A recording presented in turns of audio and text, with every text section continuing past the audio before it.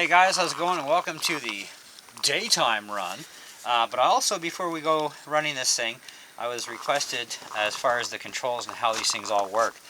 Now the blade, as you can see, is pretty much centered. It's not up high, it's not down really low. Now this control here on this side on the right, when you move it to the right, it moves the blade down. And it moves the blade down enough that it actually lifts the front end up. Okay, then you move it to the left, it'll move the blade up all the way like that. Let it go, resets there. And your dual rates, of course, are for this sort of thing.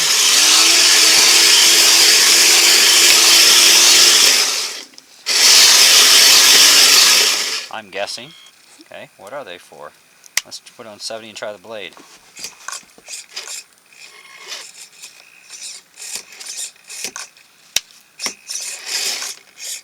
I don't really see any difference in the blades going up and down with the rates, so it's got to be for the movement. Man, could you ever spin? Why plow it? Just spin it away. There we go. So, it's really tricky to run this thing. There's nothing that happens with the left stick, left or right. That's a fourth channel that you have access to. This has a 6-channel receiver, 4-channel radio. So you've got another channel open which you can use for like a groomer at the back, or if you want to put a winch on this thing somewhere or somehow, you could do that too, type of thing. So that's be what that other 4th channel is going to be for. This dual rate thing, I don't see any real noticeable difference on anything. So, but they do suggest to leave it at 100. So anyways, let's try and clear a little bit of deck snow here. Now you got to hold the blade down and try and move both sticks at the same time. Which in this case, we still got some hard snow on the deck here. There we go. This is fresh falling snow too, so.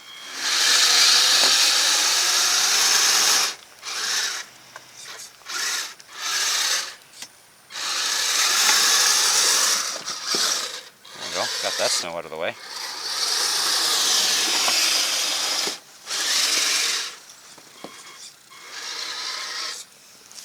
Okay, so you want to watch, we'll just play with this thing on the deck for a minute.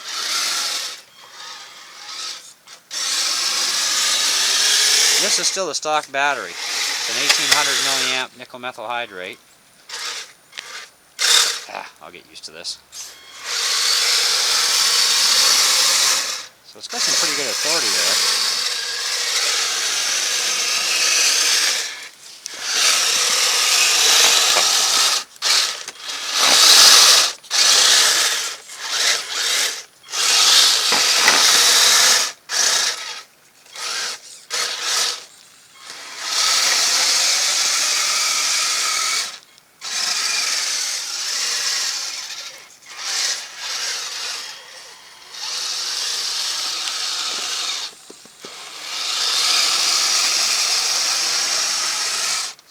I guess the trick here is to not put all the pressure down on the blade unless you absolutely need to.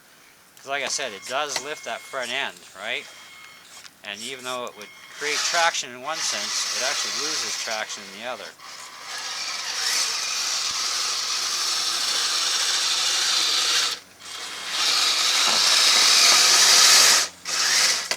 Yeah, see, I'm trying to push too much with it, and get over here.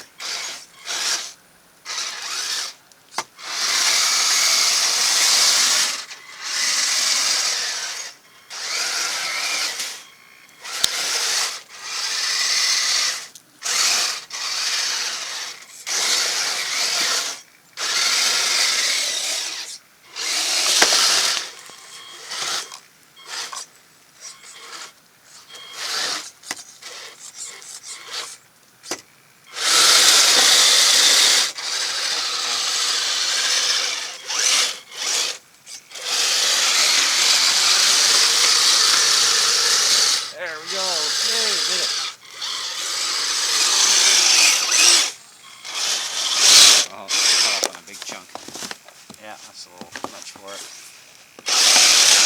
Oh, ran into a nail. I do have a few deck screws that are sticking out too, so that doesn't help.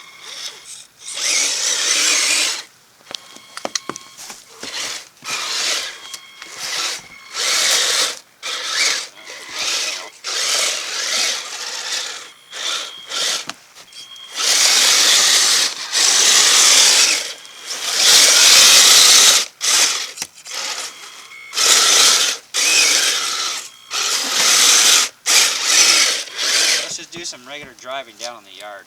See how this thing goes just driving around.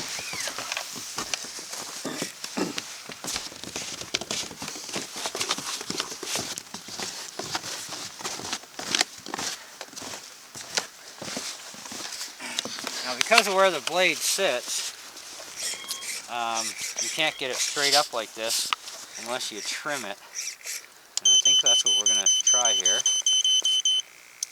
Yeah, that's as high up as it goes, that's it. So that gives us a little height anyway.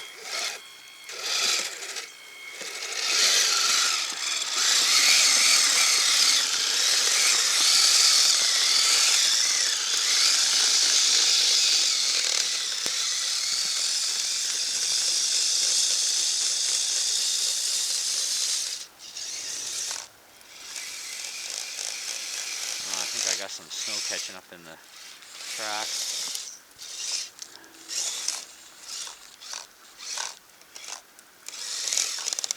Oh.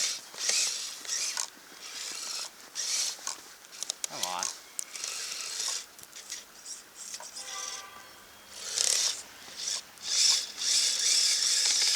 Yeah, it's building up too much snow in the track and gets caught up.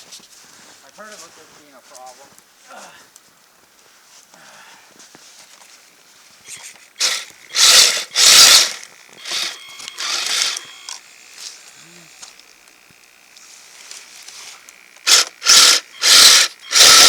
Just showing you guys.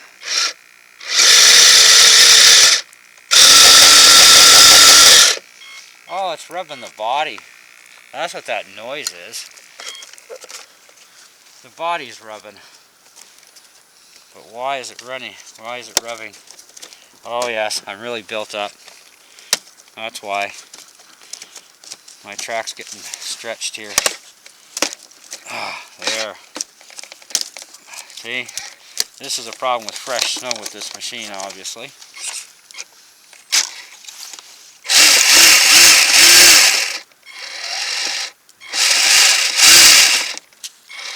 I think the chain's running a little slack too. Yeah, this one's got it as well. Oh.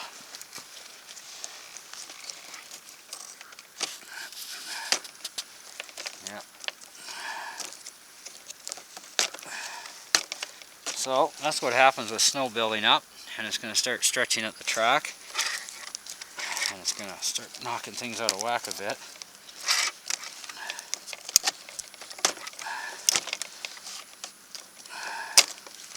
There we go, that's out.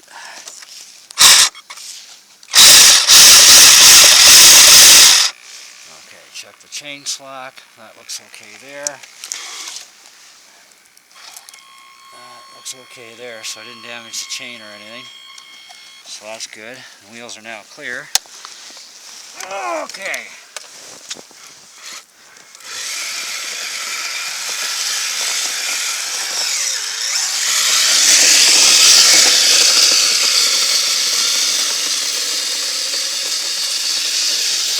Full speed ahead.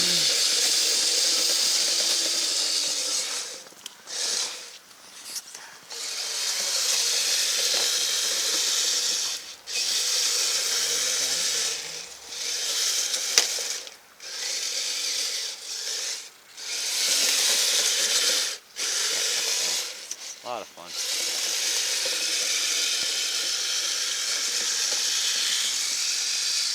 Oh, where do you take that stuff? Okay, so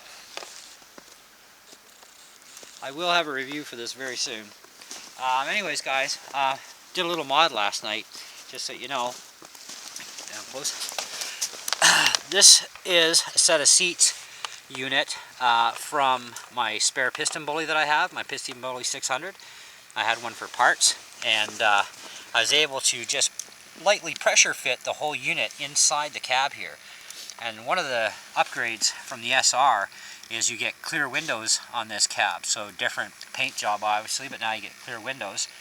So I had a couple little guys that I got to fit inside the seats. So they're in there. So I got to modify a cab light in them for night driving. I've got a hobby grade beacon light that I'm going to mod into the top here. It's a little bit bigger diameter, so I'm not sure quite how that's going to go yet.